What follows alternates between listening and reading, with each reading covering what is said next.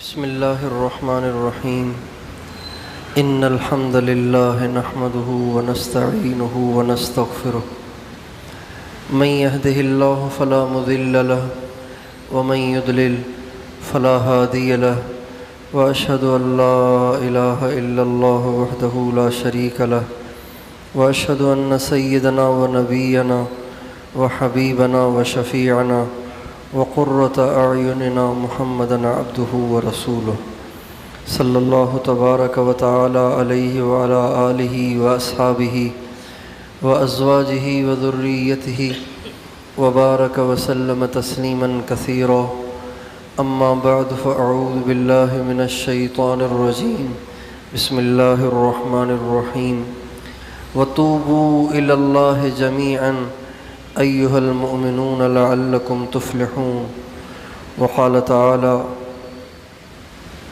استغفروا ربكم إنه كان غفارا يرسل السماء عليكم مدرارا ويمددكم بأموال وبنين ويجعل لكم جنات ويجعل لكم أنهارا وقال النبي صلى الله عليه وسلم من لزم الاستغفار جعل الله له من كل ضيق مخرجا ومن كل هم فرجا ورزقه من حيث لا يحتسب۔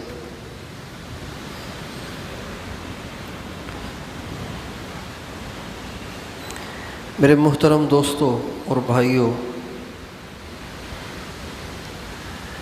انسان اپنی ذات میں کامل نہیں ہے، ناقص ہے۔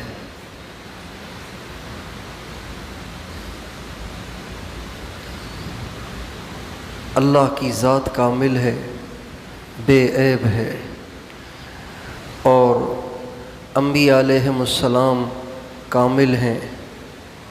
سرکار دو عالم صلی اللہ علیہ وسلم سارے کاملوں سے بھی کامل ہیں، لیکن ہم، آپ اور دنیا کے سارے انسان ناقص ہیں۔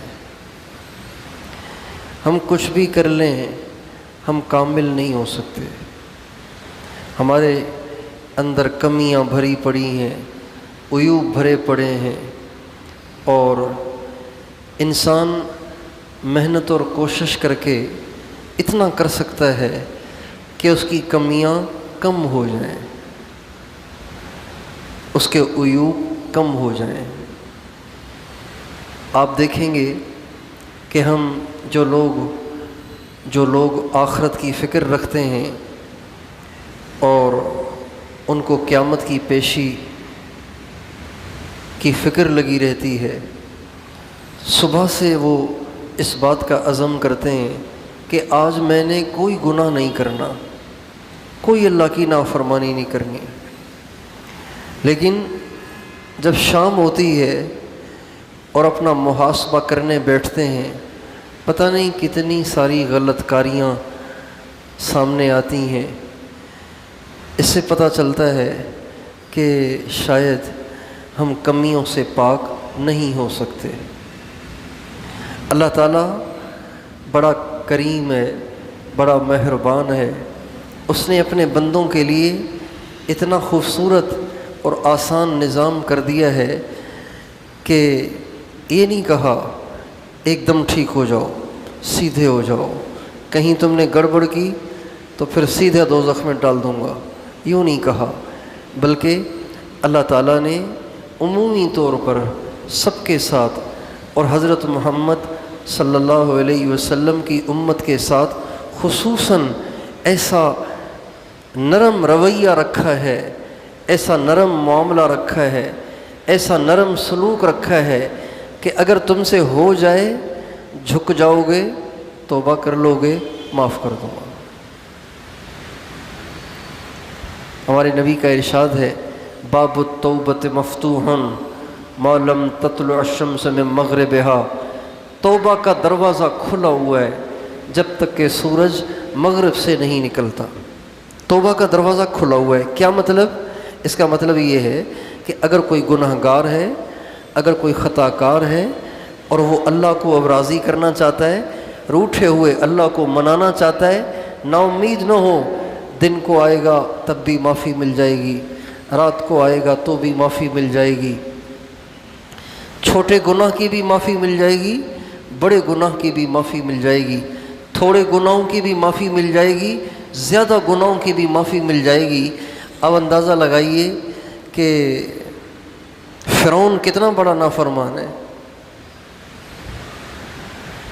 اس امت میں اتنا بڑا گنہگار تو کوئی بھی نہیں ہوگا، جتنا بڑا گنہگار فرعون ہوا اتنا بڑا گنہگار اس امت میں ہو ہی نہیں سکتا۔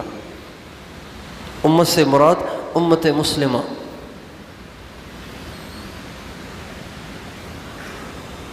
لیکن اللہ تعالیٰ نے اس کے پاس دو نبیوں کو بھیجا، موسیٰ علیہ السلام، ہارون علیہ السلام، اور ان دونوں سے جاتے وقت یہ نہیں کہا دو ٹوک بات کرنا، دو ٹوک بات کرنا، سیدھا ہو جائے تو ٹھیک ہے ورنہ ہاتھ اٹھا دینا اس کا صفایا ہو جائے گا، یہ نہیں کہا۔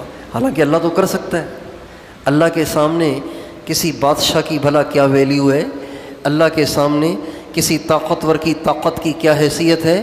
اللہ تعالیٰ نے یہ نہیں کہا دو ٹوک بات کرنا، سیدھی سیدھی سنانا، مان جائے تو ٹھیک ہے ورنہ بتانا ہم اسے سیدھا کر دیں گے، بلکہ موسیٰ علیہ السلام، ہارون علیہ السلام جب جا رہے ہیں تو اللہ فرما رہے ہیں وَقُولَا لَهُ قَوْلًا لَيِّنًا وَقُولَا لَهُ قَوْلًا لَيِّنًا لَعَلَّهُ يَتَذَكَّرُ أَوْ يَخْشَىٰ۔ اے موسیٰ، اے ہارون، ذرا گفتگو نرم کرنا، الفاظ بھی اچھے اچھے لانا، لہجہ بھی اچھا اور نرم رکھنا، شاید تمہاری نصیحت کا اس پہ اثر ہو جائے۔ آپ اندازہ لگائیں اللہ کتنا کریم ہے۔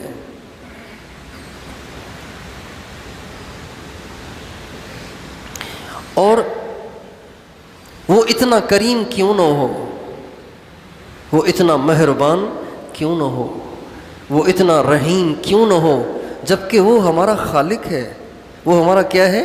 خالق ہے، اسی نے تو بنایا ہے۔ جب کوئی کسی چیز کو بناتا ہے اس کو اس کی بڑی قدر ہوتی ہے، اس کو اس کا بڑا خیال ہوتا ہے، بھئی میرے ہاتھ کی بنی ہوئی ہے، کتنی محنت سے میں نے بنائی ہے۔ جس گھر میں ہم پہلے رہتے تھے، والدہ، والد، ہم سارے بھائی بہنیں جس گھر میں رہتے تھے، تو قریب میں جا کے والد صاحب نے اپنی پراپرٹی کو تقسیم کر دیا۔ وہ گھر کسی کے حصے میں آیا، دو بھائیوں کے حصے میں آیا، دو بھائیوں میں بات چلی کہ بھائی اس گھر کو بیچنا چاہیے، پرانا ہو گیا ہے، اس کو بیچ کر، لیکن اچھی جگہ میں ہے لہذا اچھی قیمت کر لے گا، اس کو بیچ کے کوئی سستا پلاٹ لے لیں گے، اچھا گھر بنا دیں گے اور ہم بھی آپس میں الگ الگ ہو جائیں گے، محبتیں باقی رہیں گی۔ اللہ کی شان ہے، کبھی لوگ ایک دوسرے کے قریب ہوتے تھے محبتیں بڑھانے کے لیے، اب محبتوں کو بچانے کے لیے ایک دوسرے سے دور ہوتے ہیں۔ کیسا تنزل ہے، کیسی پستی ہے، کتنے ظرف چھوٹے ہو گئے ہیں کہ محبتوں کو بچانے کے لیے دوریاں اختیار کرتے ہیں کہ بھی دور رہو تاکہ محبت رہے۔ اور یہ خونی رشتوں کا حال ہے، یہ حال تو ہے خونی رشتوں کا، دوستیوں یاریوں کا تو کیا ہی پوچھنا۔ تو وہ بھائیوں میں بات چلی گھر بیچنے کی، میں والد صاحب کے پاس گیا ہوا تھا تو والد صاحب رو رہے تھے اور فرما رہے تھے میں نے سنا ہے کہ جس گھر کو میں نے جوانی لگا کے بنایا تھا آج میرے بچے اس گھر کو بیچنا چاہتے ہیں۔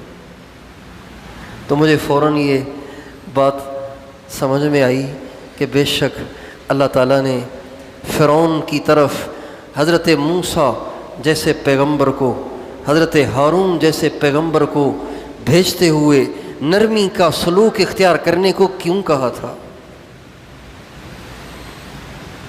خالق جو ہوا، بچہ چاہے کتنا شرارتی ہو، بچہ چاہے کتنا نافرمان اور شرارتی ہو، لیکن کوئی باہر کا آدمی اس کو کچھ کہے گا نا تو وہی ماں جو اس سے بیزار آئی ہوئی ہے، وہ باپ جو اس سے بیزار آیا ہوا ہے، سب سے پہلے وہی آڑے آ جائے گا۔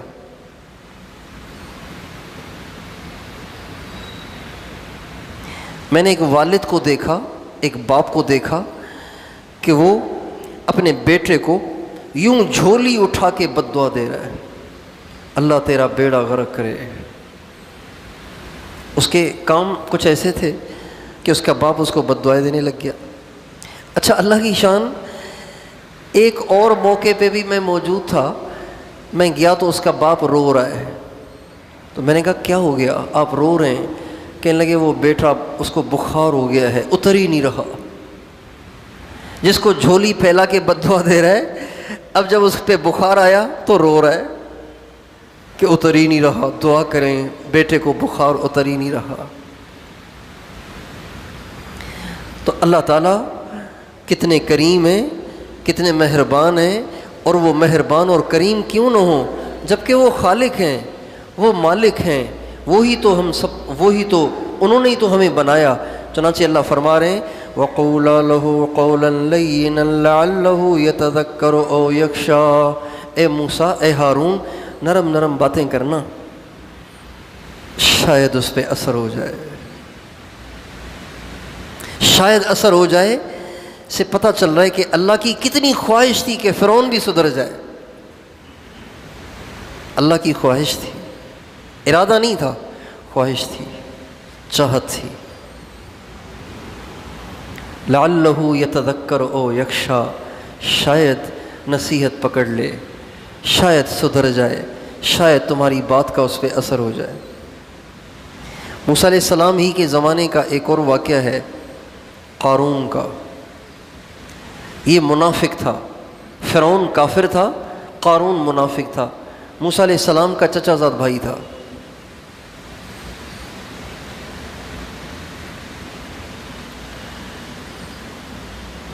اس نے ایک فاحشہ زانیہ عورت کو تیار کیا کہ تم موسیٰ علیہ السلام مجمع میں جب کھڑے ہو کے تقریر کر رہے ہوں تو دوران تقریر تم کھڑے ہو کے حضرت موسیٰ پہ تہمت لگا دینا کہ اس نے میرے ساتھ زنا کیا ہے۔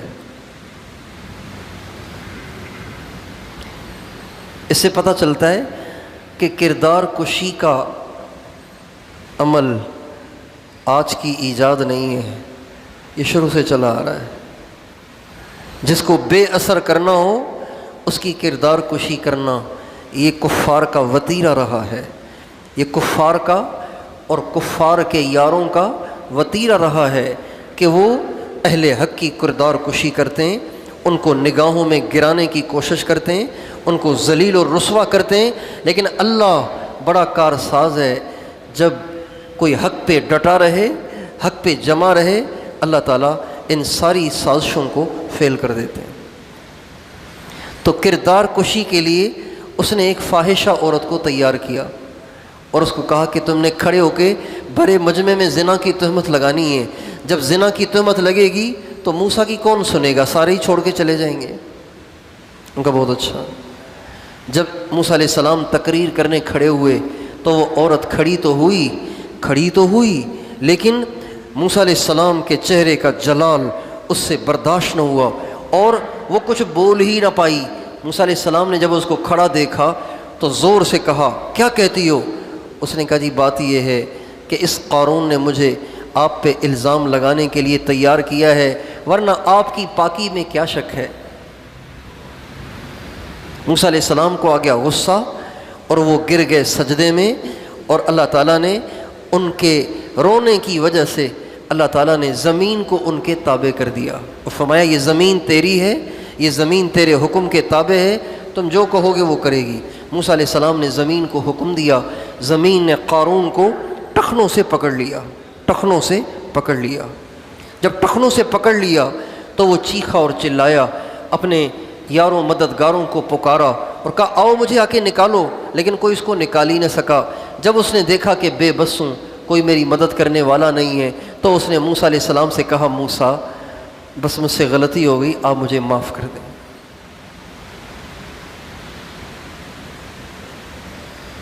موسیٰ علیہ السلام نے کہا بالکل نہیں، اے زمین اسے اور پکڑ، چنانچہ گھٹنوں تک زمین میں دھس گیا اور چیخا موسیٰ معاف کر دے۔ موسیٰ علیہ السلام نے کہا اور پکڑ، یہاں تک کہ پیٹ تک دھس گیا۔ فرمایا اور پکڑ، یہاں تک کہ کندھوں تک۔ کہا اور پکڑ، یہاں تک کہ سارا زمین میں دھس گیا۔ جب سارا زمین میں دھس گیا تو آسمان سے جبریل آ گئے اور آ کے اللہ کی طرف سے پیغام سنایا، ما افضک یا موسیٰ، اے موسیٰ تیرا دل کتنا سخت ہے، وعزتی وجلالی لو استغاث بی لاغثتہ، میری عزت اور میرے جلال کی قسم مجھ سے کہتا نا میں اس کو نکال دیتا۔ تو نے اتنی اس نے معافیاں مانگی، تو نے معافی نہ کیا۔ موسیٰ اتنا تو دل سخت نہیں ہونا چاہیے۔ اللہ کہہ رہے ہیں اپنے کلیم کو ڈانٹ رہے ہیں ایک منافق کی وجہ سے۔ اندازہ لگائیے اللہ کو منافق سے بھی کتنی محبت ہے، کتنا پیار ہے، کتنا اس کا احساس ہے۔ محبت نہیں کہنا چاہیے اس لیے کہ اللہ کو کافر سے محبت نہیں ہے، لیکن احساس تو ہے نا۔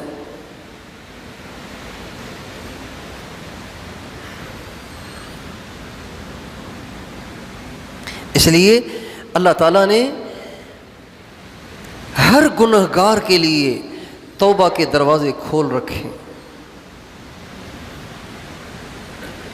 حضرت حسن بصری ایک دفعہ تقریر کر رہے تھے اور تقریر میں اللہ تعالیٰ کی کریمی کو، اللہ تعالیٰ کی رحیمی کو بیان کر رہے تھے، اور کہتے کہتے اللہ کی کریمی کو بولتے بولتے ایک دم جوش میں آ گئے اور فرمانے لگے جب تم توبہ کرو گے وہ اپنے دروازے کھول دے گا۔ جب یوں کہا تو ایک بڑھیا کھڑی ہو گئی۔ کہا حسن یہ کیا کہہ رہے ہو تم؟ کہا کیوں، میں نے کیا کہا؟ کہا تم کہہ رہے ہو جب تم توبہ کرو گے تو وہ دروازے کھول دے گا۔ حسن کیا اس کے دروازے بند بھی ہو جاتے ہیں؟ ہم نے تو یہ سنا ہے کہ اس کے دروازے بند ہوتے ہی نہیں ہیں۔ تو حضرت حسن بصری رونے لگے اور فرمانے لگے ہائے، ایک بڑھیا حسن سے بڑی عالمہ ہے، ایک بڑھیا حسن سے زیادہ اللہ کو جانتی ہے۔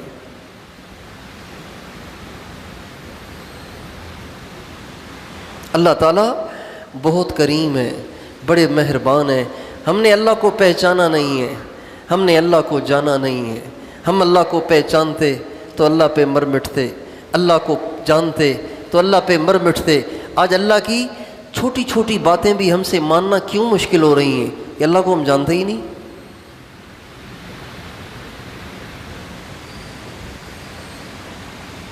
آپ دیکھیں ایک سپاہی کے پاس سے ایس ایچ او گزرتا ہے، ایس ایچ او جا رہا ہے پیشاب کرنے کے لیے، کسی مہمان سے ملنے کے لیے، سپاہی کے پاس سے گزرتا ہے، ایک دم وہ سلوٹ مارتا ہے اور سلام پیش کرتا ہے اور اس کا اعزاز اور احترام کرتا ہے اور اس بات کا ثبوت دیتا ہے آپ بڑے ہیں میں چھوٹا ہوں۔ ایک سپاہی ایک ایس ایچ او کے سامنے، حالانکہ دونوں انسان ہیں، دونوں اللہ کے بندے ہیں، بندہ ہونے میں دونوں شریک ہیں، لیکن اتنا بڑا بادشاہ، زمین آسمان کا بادشاہ، عرش اور فرش کا بادشاہ دن میں 5 دفعہ کتنے مسلمانوں کو بلاتا ہے۔ چلتی ہوئی گاڑیاں ٹھہرتی نہیں، کھلی ہوئی دکانیں بند نہیں ہوتی، بھاگتی ہوئی بائکیں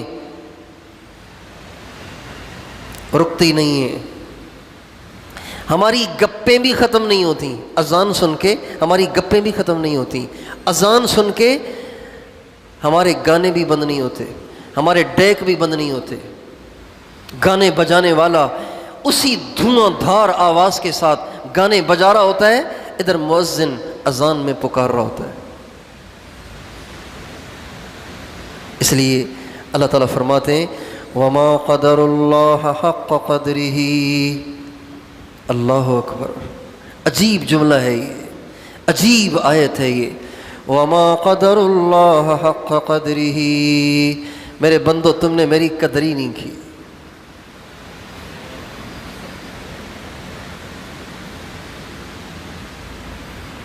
میرے بندو تم نے میری قدر ہی نہیں کی۔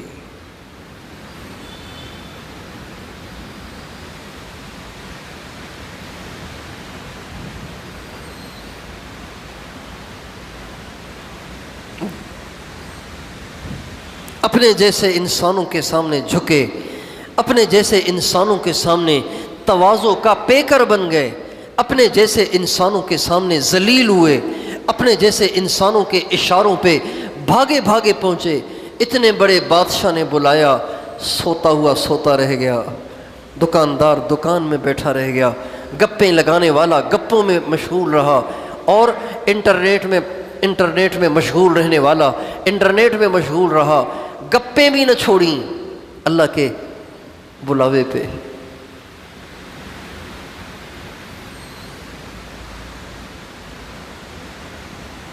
اور اس کے باوجود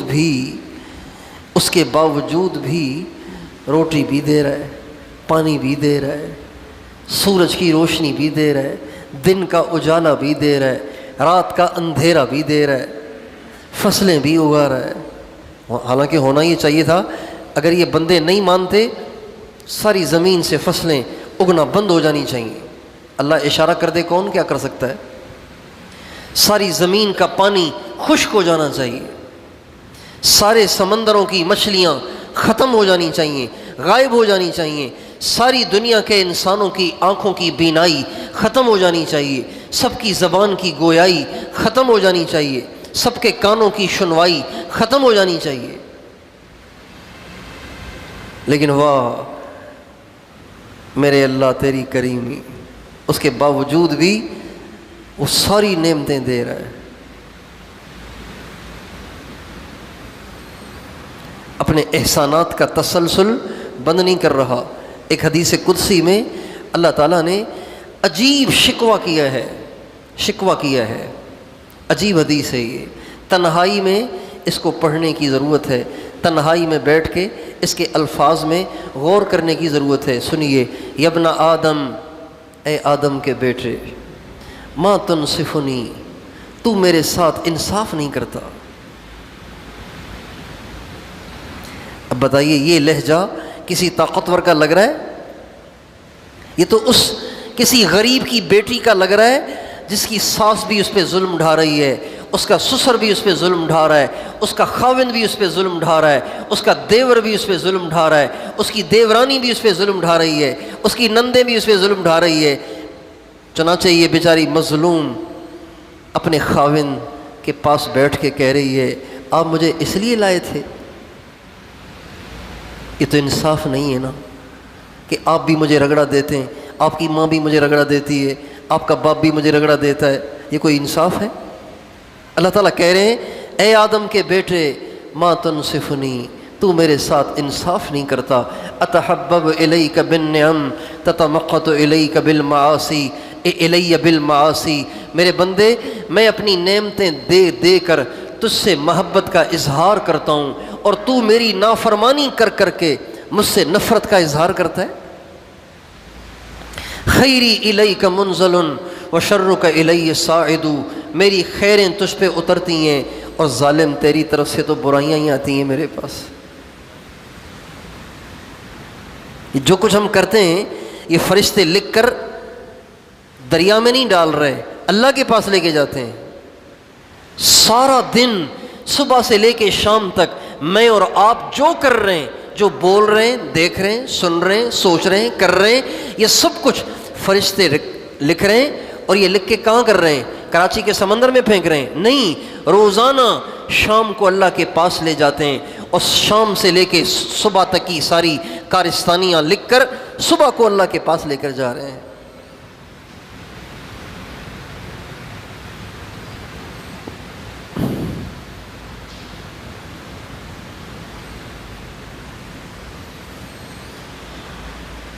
ابن آدم، اے آدم کے بیٹے، امرتک فتولیت، میں تمہیں حکم کرتا ہوں تو منہ موڑتا ہے، ونہیتک فتمادیت، میں تمہیں گناہوں سے روکتا ہوں اور تو مجھے دکھا دکھا کے گناہ کرتا ہے، اتنا جری ہو گیا ہے تو۔ وسترت علیک فتجرأت، میں تیرے عیبوں کو چھپاتا ہوں اور تو دن بدن دلیر بنتا چلا جا رہا ہے۔ وَأَعْرَضْتُ عَنْكَ فَمَا بَالَيْتَ، میرے بندے تیری ان نافرمانیوں کی وجہ سے جب تجھ سے روٹھ جاتا ہوں تو ظالم تو مجھے منانے بھی نہیں آتا۔ اللہ اکبر۔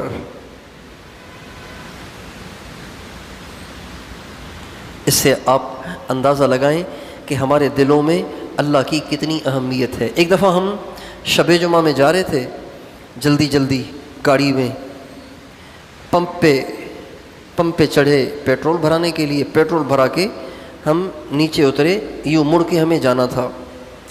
تو ایک سوزوکی والا وہ بھی پاس سے گزرا، تو غلطی اس کی تھی، گاڑی تھوڑی سی ٹچ ہو گئی، ٹھک سے ٹچ ہو گئی، تو کوئی نقصان نہیں ہوا، گاڑی کو کوئی نقصان نہیں ہوا، غلطی بھی اس کی تھی۔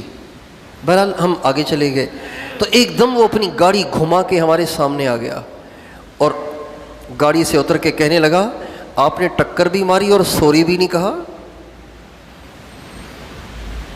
ٹکر بھی ماری اور سوری بھی نہیں کہا؟ اللہ اکبر۔ یعنی انسان کو بھی اس کا انتظار رہتا ہے کہ کچھ ہو جائے تو مجھے سوری کہا جائے، تو اللہ کو نہیں ہوتا ہوگا؟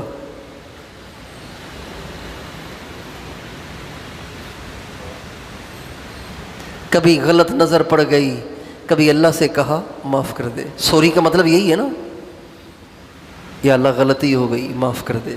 کبھی زبان سے بول نکل گیا، کبھی ہم نے اللہ سے کہا یا اللہ معاف کر دے، بس اب نہیں کہوں گا۔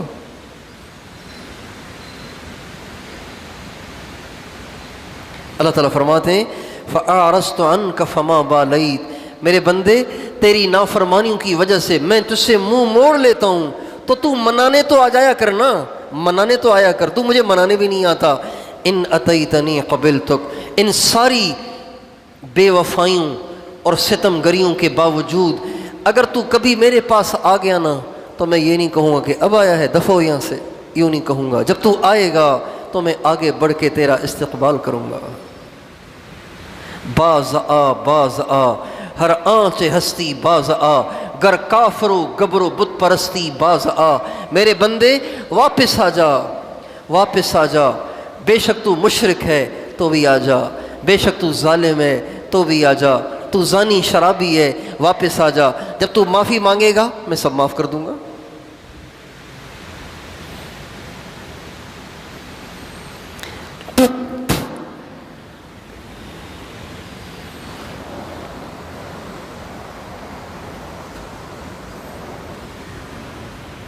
احادیث کی کتابوں میں ایک عجیب واقعہ لکھا ہے۔ آپ علیہ السلام فرماتے ہیں کہ بنی اسرائیل میں ایک شخص تھا، بڑا ظالم تھا۔ بنی اسرائیل نبیوں کی اولاد ہیں، آخرت کو مانتے تھے، تو جب وہ مرنے لگا نا، اپنے بچوں سے کہا کہ میرے بچوں بات یہ ہے کہ میں نے بہت گناہ کیے، بڑا ظالم ہوں میں، اب جہنم تو میرے لیے پکی ہے، اب تم ایسے کرو جب میں مر جاؤں نا تو تم مجھے آگ لگا دینا، آگ لگا دینا، اور پھر اس آگ کے 3 حصے کرنا، 3 حصوں میں اس کو تقسیم کرنا، اس راکھ کو جل کر راکھ رہ جائے گی، اس راکھ کو 3 حصوں میں تقسیم کرنا، ایک حصے کو مٹی میں دبا دینا، ایک حصے کو ہوا میں اڑا دینا، ایک حصے کو پانی میں بہا دینا، نہ اللہ کو ملوں گا نہ سزا ہوگی۔ ہمارے نبی فرماتے ہیں جب اس نے یہ کیا، جب اس نے یہ کہا تو اس کے بچوں نے ایسے ہی کیا۔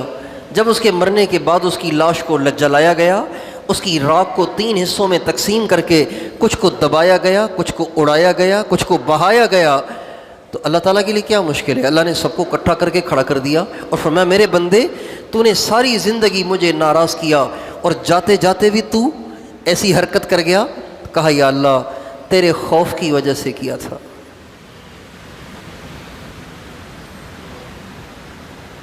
اور تو کوئی وجہ نہیں تھی، تو اس سے ڈر لگتا تھا، اس لیے میں نے کہا کہ مجھے جلا دو، مجھے اڑا دو، مجھے بہا دو، مجھے دبا دو، اس لیے میں نے کہا۔ اللہ نے کہا میرے خوف کی وجہ سے جا تجھے معاف کرتا ہوں۔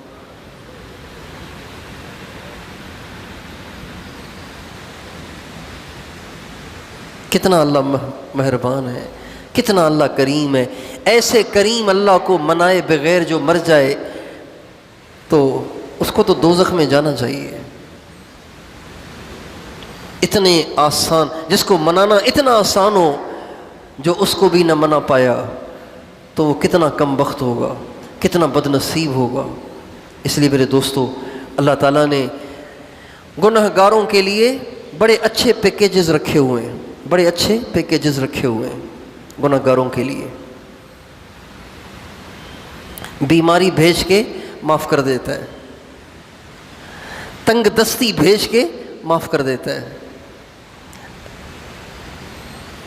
اگر کسی انسان کی آمدنی تھوڑی ہے اور اس کا اہل و عیال بڑا ہے، فیملی بڑی ہے، تو تنگی ہوتی ہے نا۔ ہمارے نبی کا ارشاد ہے اس پر بھی اللہ گناہوں کو معاف کرتے ہیں۔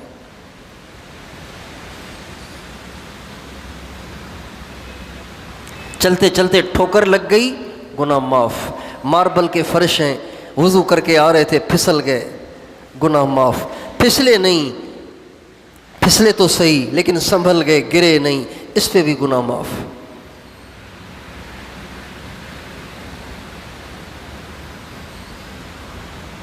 اور اگر کوئی اللہ کے سامنے جھک جائے، اپنے گناہوں کا اقرار کر لے، اپنے گناہوں کی معافی مانگ لے، پھر تو سارا ہی کچھ معاف کر دیتے ہیں، سارا ہی کچھ معاف کر دیتے ہیں۔ بخاری شریف میں نبی پاک علیہ الصلوۃ والسلام کا ایک حدیث نقل کی گئی ہے۔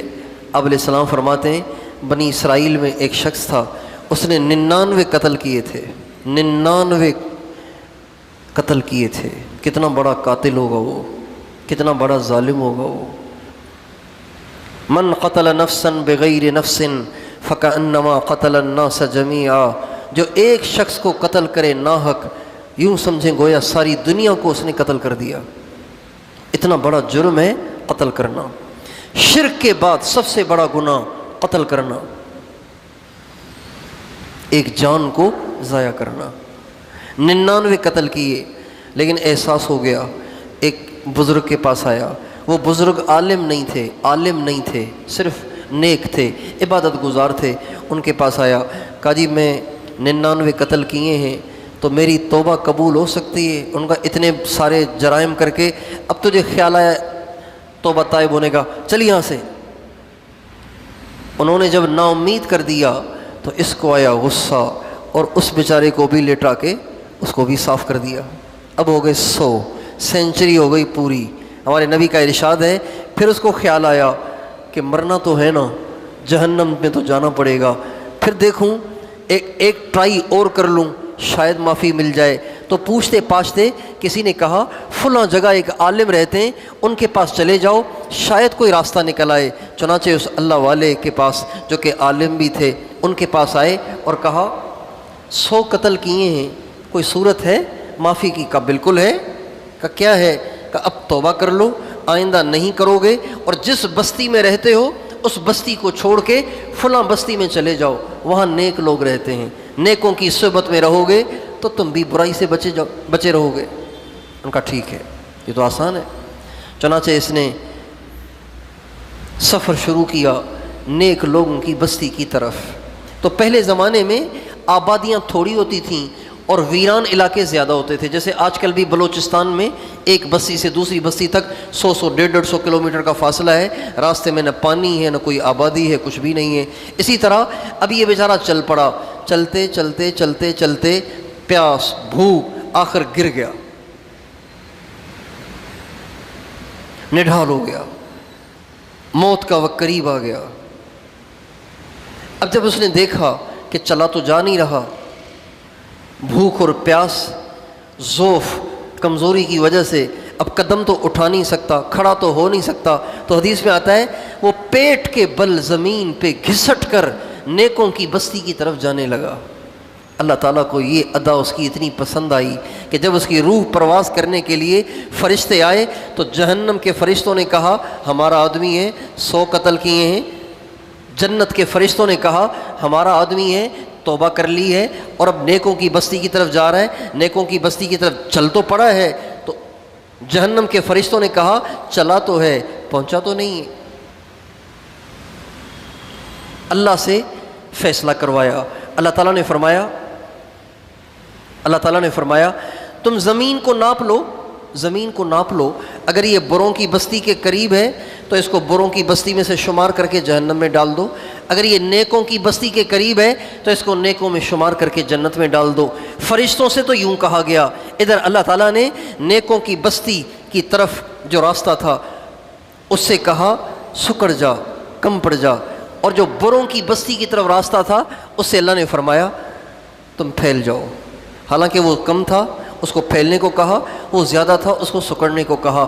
فرشتے جب ناپنے کے لیے بیٹھے تو تھا تو بروں کی بستی کے قریب، لیکن زمین کے سکڑنے کی وجہ سے نیکوں کی بستی کے قریب ہو گیا اور اللہ نے اس کو معاف کر دیا۔ اللہ تعالیٰ نے اپنے قانون کو بھی نہیں بدلا اور بندے کے لیے گنجائش بھی نکال دی۔ کتنا کریم ہے۔ اس لیے ہم سب کو چاہیے کہ ہم ہر وقت اللہ پاک کے سامنے توبہ طائب رہیں۔ جو بندہ توبہ طائب رہتا ہے وہ بڑی بڑی پریشانیوں سے بچا رہتا ہے۔ یہ جتنی پریشانیاں آتی ہیں نا عام طور سے ہم جیسے لوگوں پہ، ایک وہ پریشانیاں ہیں جو انبیاء پہ آتی ہیں، ایک وہ پریشانیاں ہیں جو اولیاء پہ آتی ہیں، وہ تو الگ چیزیں ہیں، وہ تو ان کے درجات کی بلندی کے لیے۔ جو میرے آپ جیسے لوگوں پہ پریشانیاں آتی ہیں نا، یہ ہمارے اپنے گناہوں کی سزا ہوتی ہے۔ جو آدمی توبہ طائب رہے، اللہ سے معافی مانگتا رہے، اپنے گناہوں کا اقرار کرتا رہے، تو اللہ تعالیٰ پھر اس کو پریشانیوں میں مبتلا نہیں کرتے، اس کے گناہ توبہ کے ذریعے سے معاف کرتے رہتے۔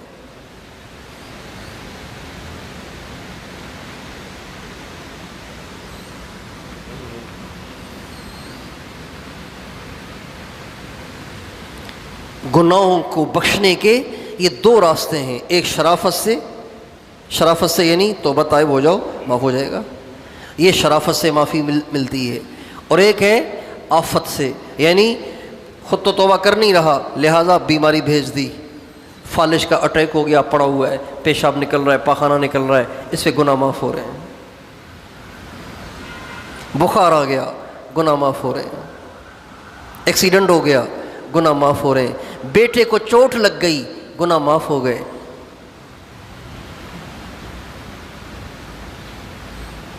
دکان میں چوری ہو گئی گناہ معاف ہو گئے، کوئی بائک چوری کر کے لے گیا گناہ معاف ہو گئے۔ اس لیے ہم سب کو ہر وقت توبہ طائب رہنا چاہیے، اللہ تعالیٰ سے معافی مانگتے ہی رہنا چاہیے۔ ہمارے مشائخ کہتے ہیں روزانہ 100 دفعہ صبح 100 دفعہ شام کم از کم استغفار کرنا چاہیے، یعنی وظیفہ نہیں پڑھنا چاہیے، اللہ سے معافی مانگنی چاہیے۔ استغفر اللہ ربی من کل ذنب واتوب الیہ، اے اللہ میں ہر گناہ سے معافی چاہتا ہوں اور سچی توبہ کرتا ہوں، اب نہیں کروں گا۔ جو انسان اللہ تعالیٰ سے معافی مانگتا رہتا ہے اللہ تعالیٰ اس کے مسائل کو حل کرتے رہتے ہیں۔ اس لیے بہت سے مشائخ نے پریشان لوگوں کی پریشانیوں کے علاج کے لیے صرف استغفار ہی تجویز کیا ہے۔ ایک شخص بیٹھے ہوئے تھے حضرت حسن بصری کے پاس، ایک شخص آیا ان کے پاس حضرت حسن بصری کے پاس، کہا حضرت بہت گناہ گار ہوں، میرے لیے دعا کر دیں۔ فرمایا استغفار کرو۔ ٹھیک ہے جی، چلا گیا۔ ایک اور آیا، حضرت میری زمین ہے اس میں بارش نہیں ہو رہی، بارانی علاقہ ہے، بارش نہ ہو تو فصل نہیں ہے، بہت پریشان ہوں۔ فرمایا استغفار کرو۔ ایک شخص آیا، حضرت بہت غریب ہوں، تنگ دست ہوں، بہت پریشان ہوں۔ فرمایا استغفار کرو۔ ایک اور شخص آیا، حضرت شادی کو اتنا عرصہ ہو گیا ہے، اولاد نہیں ہو رہی، دعا کریں اللہ اولاد دے دے۔ فرمایا جاؤ استغفار کرو۔ ایک شخص آیا، حضرت میرے پاس باغ ہے لیکن اس میں پھل نہیں لگتا، آپ کو وظیفہ بتا دیں۔ فرمایا جاؤ استغفار کرو۔ ایک شخص آیا، حضرت میرے باغ کے چشمے خشک ہو گئے، دعا کریں چشمے کھل جائیں۔ فرمایا جاؤ استغفار کرو۔ تو جو شخص پاس بیٹھا ہوا تھا اس نے کہا حضرت اور کوئی وظیفہ آتا نہیں ہے یا کیا مسئلہ ہے؟ 6-7 آدمی آئے سب کو استغفار استغفار استغفار استغفار، ایک ہی وظیفے کی رٹ لگائی ہوئی ہے آپ نے، تو فرمایا تم نے سورہ نوح نہیں پڑھی۔ اللہ تعالیٰ کیا فرماتے ہیں؟ استغفروا ربکم انہ کان غفارا، اپنے رب سے معافی مانگو، بے شک وہ بخشنے والا ہے۔ گناہ گار کو اس لیے کہا کہ وہ معافی مانگے گا، اللہ معاف کر دے گا۔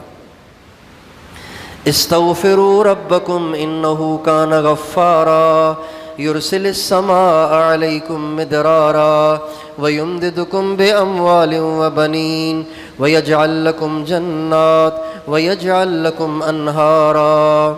یہ سارے مسائل کا حل اللہ نے اس صورت میں استغفار میں بتایا ہے۔ جب تم اللہ سے گناہوں کی معافی مانگو گے، اللہ گناہوں کو معاف کر دے گا، موسلا دھار بارشیں دے گا، بے اولادوں کو اولاد دے گا، غریبوں کو مال دے گا، اور باغات میں پھل لگائے گا، اور سوکھے ہوئے چشموں کو جاری کرے گا اگر استغفار کرو گے تو۔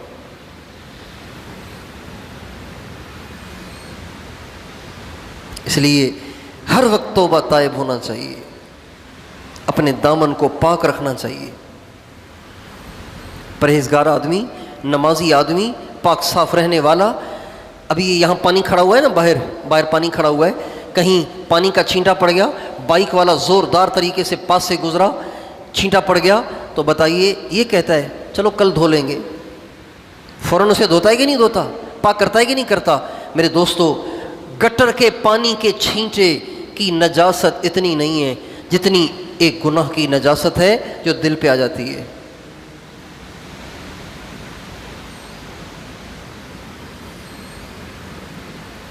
جب انسان گناہ کرتا ہے، اس کا پہلا اثر یہ ہوتا ہے کہ اس کے اندر سے نیکی کی رغبت کم ہو جاتی ہے، نیکی کی رغبت کم ہو جاتی ہے۔ نماز کی طرف دل نہیں جائے گا، نماز پڑھنے کو دل نہیں کرے گا، قرآن پڑھنے کو دل نہیں کرے گا، برائی کرنے کو دل کرے گا۔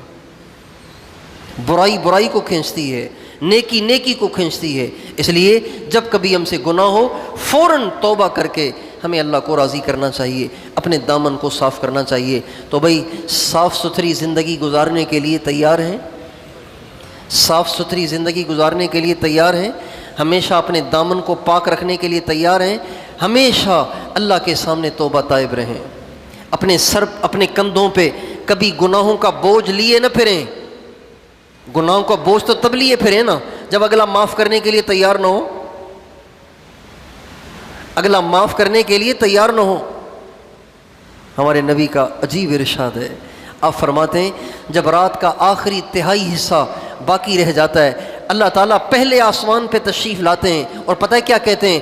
حل من داع فاستجیب لہ، کوئی ہے دعا کرنے والا میں اس کی دعا قبول کروں۔ حل من مستغفر فاغفر لہ، کوئی ہے بخشش چاہنے والا میں اس کو معاف کرنے کے لیے تیار بیٹھا ہوں۔ گناہ گار سوئے ہوئے، معاف کرنے والا آسمان پہ آیا ہوا ہے۔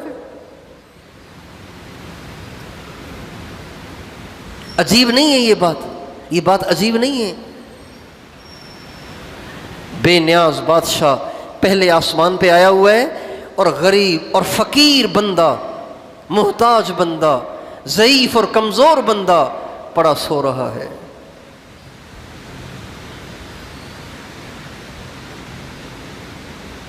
فضائل صدقات میں آپ نے شاید واقعہ سنا پڑھا ہوگا، ایک غیر مسلم نیا مسلمان ہوا، مسلمانوں کے ساتھ رہنے لگا۔ جب رات کا وقت ہوا، مسلمان سونے لگے تو کہنے لگے آپ لوگ سو رہے ہیں؟ کہا ہاں، کیوں سونا نہیں چاہیے کیا؟ کہا عجیب بات ہے، اللہ جاگ رہا ہے آپ سو رہے ہیں؟ نہیں، اس نے کہا آپ لوگ سو رہے ہیں؟ کہا ہاں۔ کہا اللہ بھی سوتا ہے؟ کہا نہیں، وہ تو حی قیوم ہے، وہ سونے سے اونگ سے پاک ہے۔ کہا تم عجیب بندے ہو کہ آقا تو جاگ رہا ہے، تم بندے ہو کے سو رہے ہو۔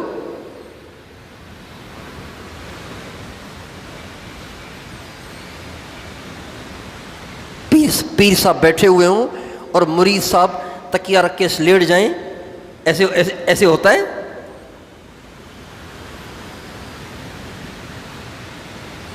تو چلو سونا ہماری ضرورت ہے، ہم سو جائیں، لیکن جب وہ بادشاہ پہلے آسمان پہ آ کے صدائیں لگاتا ہے، بخشنے کے لیے دروازے کھولتا ہے اور بخشنے کے لیے آوازیں لگاتا ہے، تو گناہ گاروں کو اس وقت تو اٹھ کے اس کی صدا کا جواب دینا چاہیے۔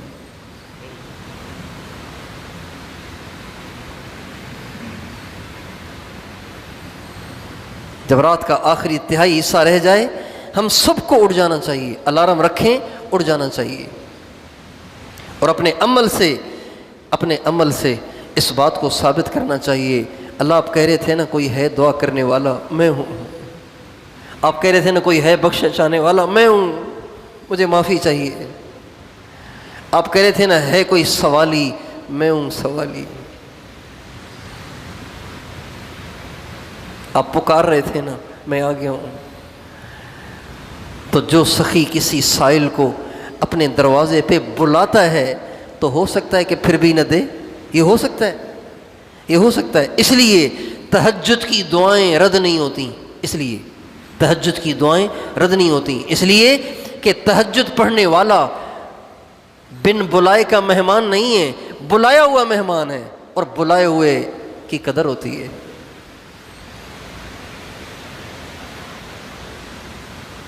تہجد کی دعائیں رد نہیں ہوتی۔ بہت سے لوگوں کو بہت وظیفوں کا شوق ہوتا ہے، اس کے لیے وظیفہ، اس کے لیے وظیفہ، تو ہم تو کہتے ہیں بھائی لمبے وظیفوں کی بجائے رات کو 3 بجے اٹھ کے 10 منٹ والی 2 رکعت، آدھے گھنٹے والی دعا جس میں رونے کی کوشش کرو، آنسو نہ بہیں تو رونے کی شکل ہی بنا لو، اللہ کے سامنے ڈرامہ ہی کر لو، بھائی۔ اللہ پاک اتنے کریم ہیں کہ بندے کے ڈرامے پر بھی اللہ پاک وہی دیتے ہیں جو حقیقت پر دیتے ہیں۔ اللہ کے سامنے ڈرامہ کر لو۔ بچے نہیں ڈرامہ کرتے۔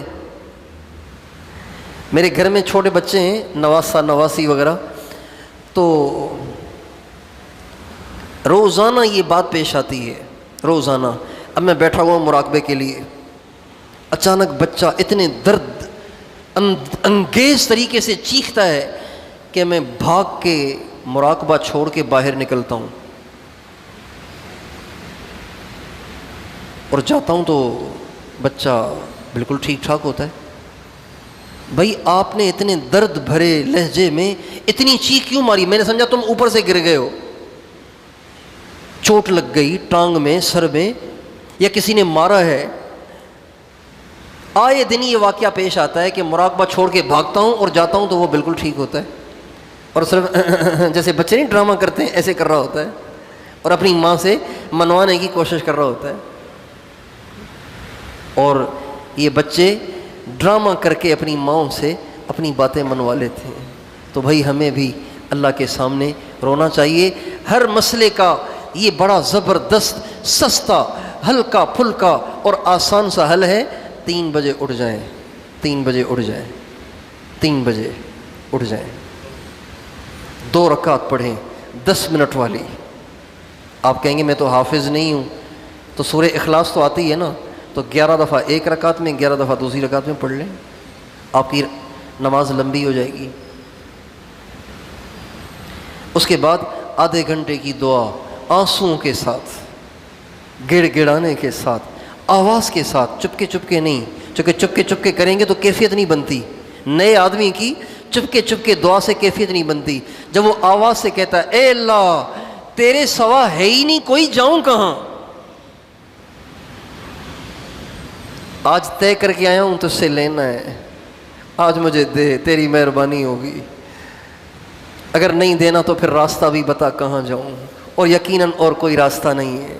حضرت علی بالکل اسی طرح سے رات کے اندھیرے میں یوں کہتے تھے، الہی عبدک العاصی اتاک مقرم بالذنوب وقد دعاک، اے اللہ تیرا گنہگار بندہ اپنے گناہوں کا اقرار کرتا ہوا تیرے در پہ آ گیا ہے، تیرے در پہ آ گیا ہے، تیرے در پہ آ گیا ہے۔ فَإِن تَغْفِرْ فَأَنْتَ لِذَاكَ أَهْلٌ وَإِن تَطْرُدْ فَمَن يَرْحَمْ سِوَاكَ، اگر تو معافی دے دے گا تو ہے ہی معاف کرنے والا، اگر تو مجھے دھتکار دے گا تو یہ بھی تو بتا کہاں جاؤں،